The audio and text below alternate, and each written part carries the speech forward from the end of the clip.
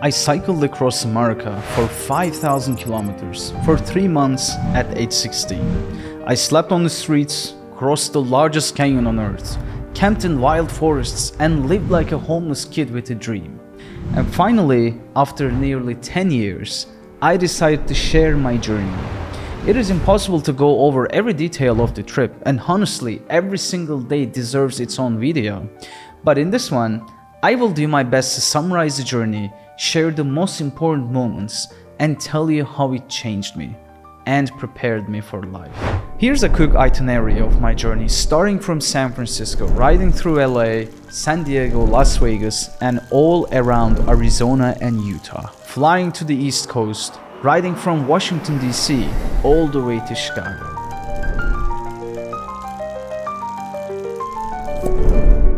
And now, let me take you back to when I was 15. I was just a kid from Turkey with a bicycle, a lie, and an obsession to travel the world. I told my parents I was going to America to study English. We applied for a tourist visa. I enrolled in a fake language school. But the truth? I was preparing to cycle 5,000 kilometers across the entire United States. This is the story of that journey. 3 months, one bike, one tiny backpack, no fucking plan. I didn't know where I was going. It was insanity. Just me, the open road, and a lot of blind faith. Chapter 1. The setup. I got my visa when I was 14. And the second I had it in my hand, my brain switched into grind mode. For a full year, every single day, I was riding my bike for 2 hours. No music, no excuses, just pedaling through the streets, visualizing mountains, deserts and cliffs. I was training like I was going to war. The plan was this: land in San Francisco, go to this fake language school for 2 weeks to keep the story believable, and then vanish. I booked the flight, booked the school, packed a 15-liter backpack, just a BB sack, a sleeping bag, one t-shirt, one pair of boxers, and that's literally all. No tent, no mattress, no safety net, nothing else. And you know what I did with my extra clothes? I literally buried them near the Golden Gate Bridge. Plastic bags from Amazon. I looked like I was hiding drugs or a dead body under a tree. I didn't know exactly where I would be sleeping. I didn't know how far I would make it. But I had this strange feeling in me like I needed to do this. I didn't have anyone to leave my clothes, so my mind goes, okay, let's just bury them in a park. Chapter 2. From San Francisco to LA. Did I tell my parents I left? Of course no. They called the school and the receptionist goes, Yeah, he left. With a bicycle. To Los Angeles. And then I called them 5 days later like, Hey, I'm cycling to Los Angeles. and my mom nearly had a heart attack. That first night, man, I'll never forget it. I found this random patch of land near the coast, close to where I buried my stuff. I was scared out of my mind. Every shadow looked like a threat. I laid down in my BB sack, no tent, just sit myself in and then I tried to sleep in this tiny bag, but halfway through the night, I felt like I was slowly sliding. I zipped the sack, poked my head out, and I swear I was 20 centimeters away from rolling off a cliff into the Pacific Ocean. First near-death experience. And first lesson: never sleep on a slope. A few days in, I stopped at a Best Buy to grab some electronics, parked my bike outside for 10 minutes, came back, and someone stole the rope that was holding my bag. I was pissed, but I kept moving. Walked into this outdoor store called Rei to buy new gear, and this random dude walks up to me, starts asking questions. Where are you staying? I'm like, nowhere really, just started this trip. He looks at me and says, You're staying at my place tonight.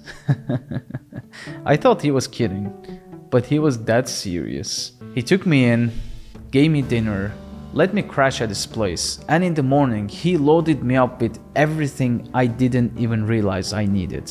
A helmet, gloves, tire kit, food, supplements, reflectors, lights, anything and everything you can imagine. I left that house fully equipped, not just physically, but mentally. It felt like the universe was watching out for me. Then the real ride started. Highway 1, San Francisco to LA. Coastal cliffs, seagulls, ocean views that made you wanna cry. But man, sleeping was rough. I remember one night I was literally gathering leaves from the forest floor, trying to build a soft bed so I wouldn't feel every single rock under my back. Some guy saw me doing that, and the next day, he handed me a camping mattress, just a simple foam pad. But to me, it felt like a luxury hotel. And the next night after that, I had the best sleep of my life. And the chapter 3, LA to San Diego to Vegas. Evet, Los Angeles'tayım.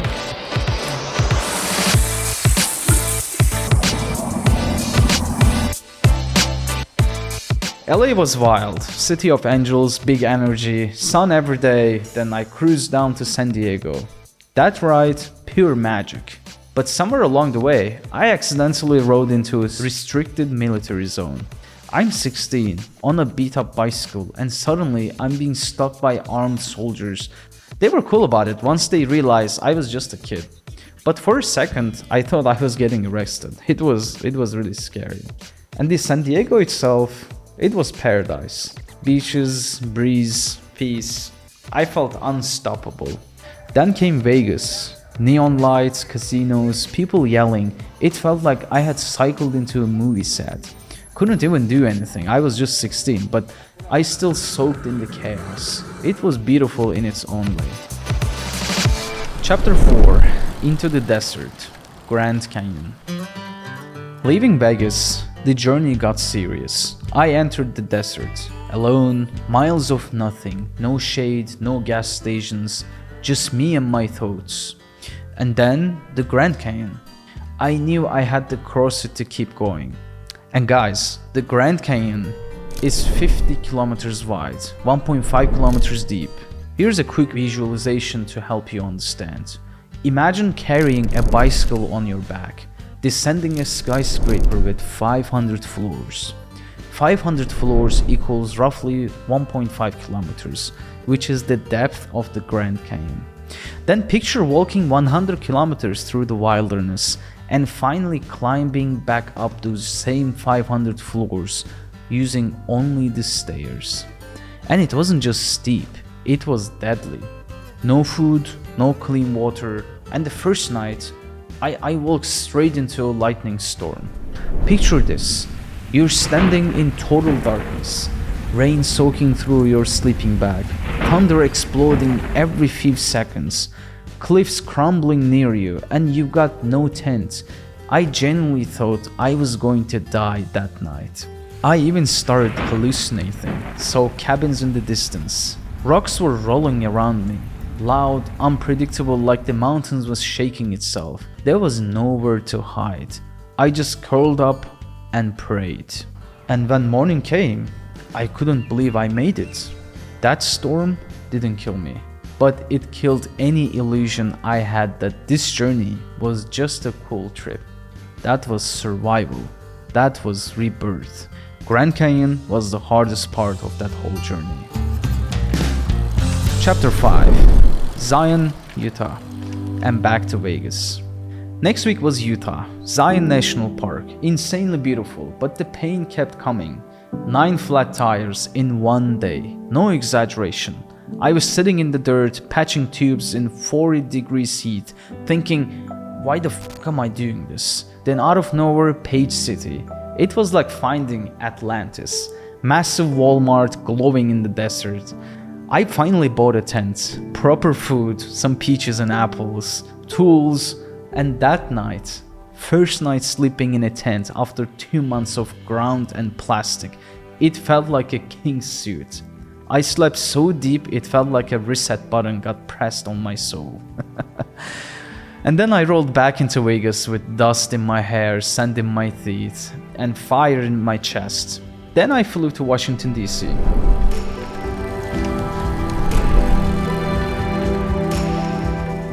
Now I was seasoned. I slept outside the White House like I owned the place. Camped in Central Park, found a secret spot where I left my tent and gear every day. It was like my hotel room. New York City was loud, but after crossing a canyon barefoot with lightning chasing me, no city noise could shake me anymore. Niagara Falls was unreal. The roar of the water felt like applause from nature itself. Then Chicago. And my last night in Chicago, a fireworks show lit up the sky for 2 hours straight. It felt like the whole city was celebrating the end of my journey. I sat there on the curb, watched the lights, and cried. Not because I was sad, but because I fucking made it. Chapter 7: The Return and the Transformation. Flew back to San Francisco, dug up the bags I buried under the tree. Everything was magically still there after 3 months. I returned to that dorm, same dirty room, same broken shower, but to me, it was like fucking 4 seasons. I had a roof, I had warmth, I had a bed. And then eventually I flew back to Istanbul, and I wasn't the same. Everyone saw it. My energy was different. I wasn't afraid of anything anymore. I learned how little I needed to survive. I learned how powerful my mind becomes when I'm not trapped. And guys, you know what? I spent only $2,000 traveling across the United States for 3 months. That $2,000 took me across a continent. I slept on beaches, in forests, next to rivers, on sidewalks. I made it. And when I came back, I dropped out of school because school felt like a fucking cage. And that decision, that moment of clarity, is what led me to build my first games and make my first $1 million. It changed my life. This trip changed me in ways I didn't even understand at the time. It was more than just cycling across America. It was me running straight into fear, into the unknown, into discomfort, and I came out the other side stronger, clearer, and more alive. It wasn't easy. There were nights I thought I would die. There were days I wanted to quit, but every single moment built me into the person I am now. Before this trip, I was just a kid in school, following the script, feeling trapped, but after 3 months of sleeping on the ground, crossing deserts and climbing through storms and surviving off almost nothing, I came home and I knew I couldn't go back to the system. I couldn't sit in a classroom and pretend that my life was normal. I had seen too much, felt too much, and lived too much. So I dropped out. And that decision gave me the space to build my first business, launch my first game, and eventually become a millionaire before I even turned 18. But it all started with one choice: to go on this journey.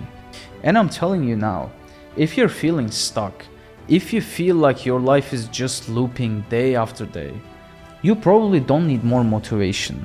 You need a real experience, something that scares the shit out of you, something that forces you to grow.